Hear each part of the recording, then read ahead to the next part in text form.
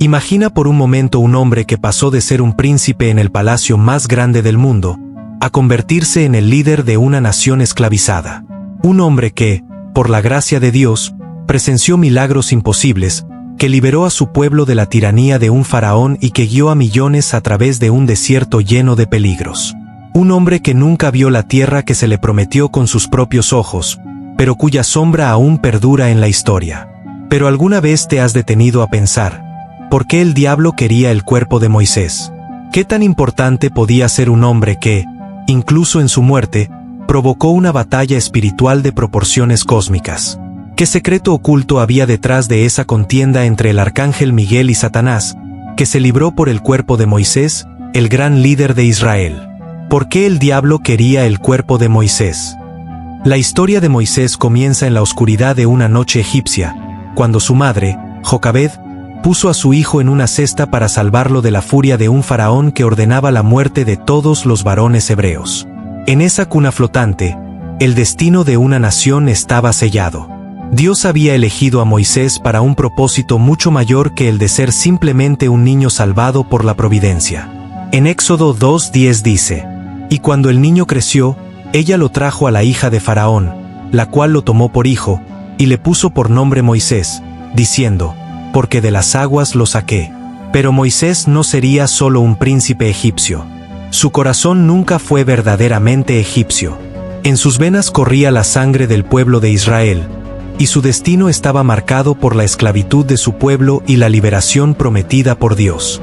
Un día, Moisés vio la injusticia que sufrían sus hermanos hebreos. En un arrebato de justicia, mató a un egipcio que golpeaba a uno de los suyos.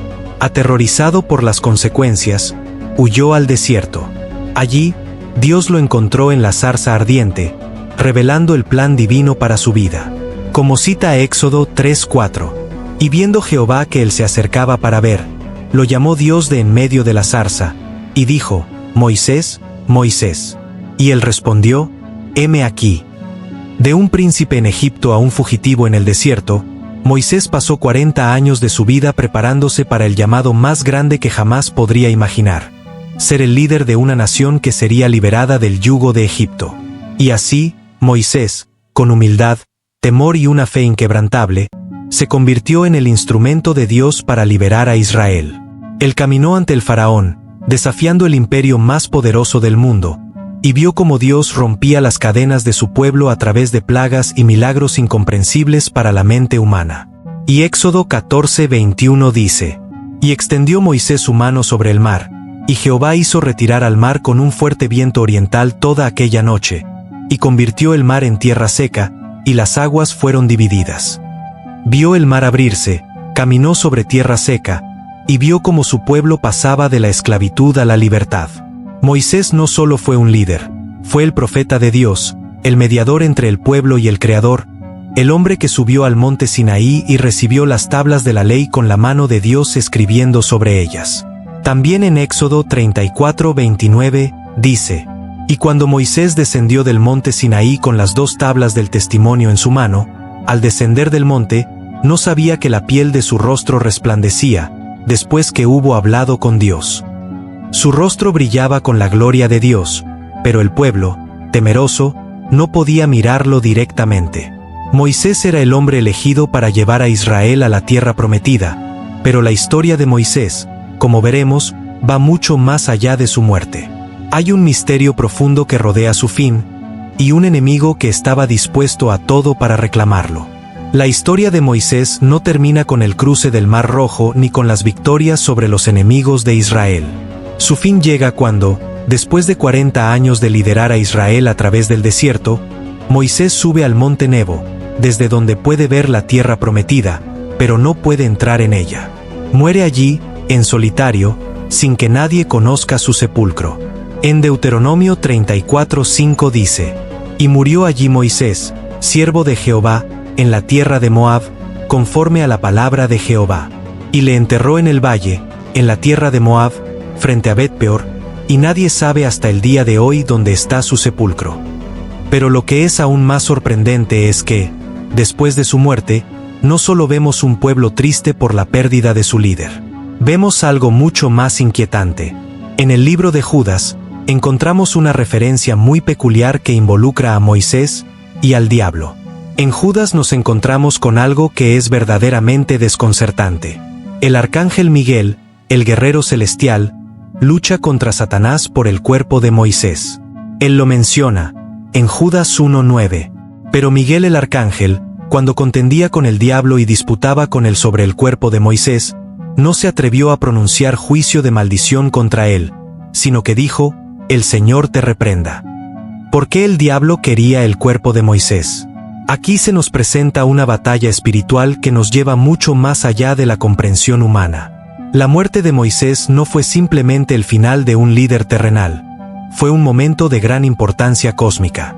Moisés había sido el mediador entre Dios y el pueblo de Israel, y su muerte representaba un acto clave en el plan divino.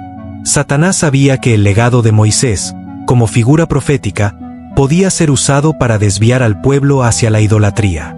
Quizás, el diablo quería que el cuerpo de Moisés fuera adorado, como lo fue el becerro de oro, desviando la atención del pueblo hacia un ser humano, en lugar de hacia el Dios vivo.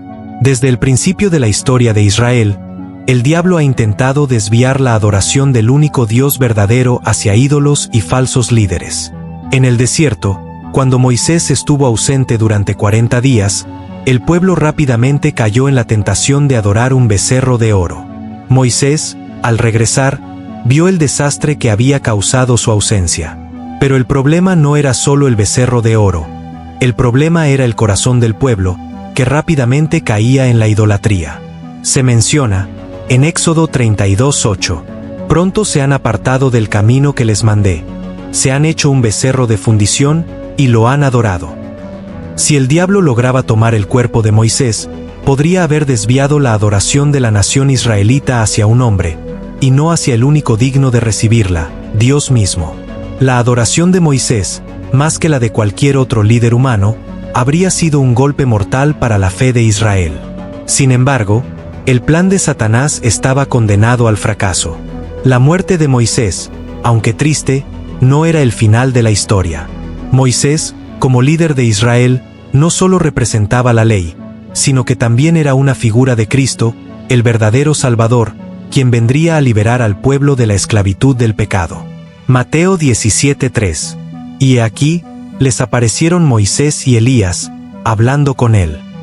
La aparición de Moisés junto a Elías en el monte de la Transfiguración demuestra que, aunque Moisés nunca fue adorado, su vida señalaba a algo mucho mayor. Moisés fue un siervo de Dios, pero Cristo es el Señor.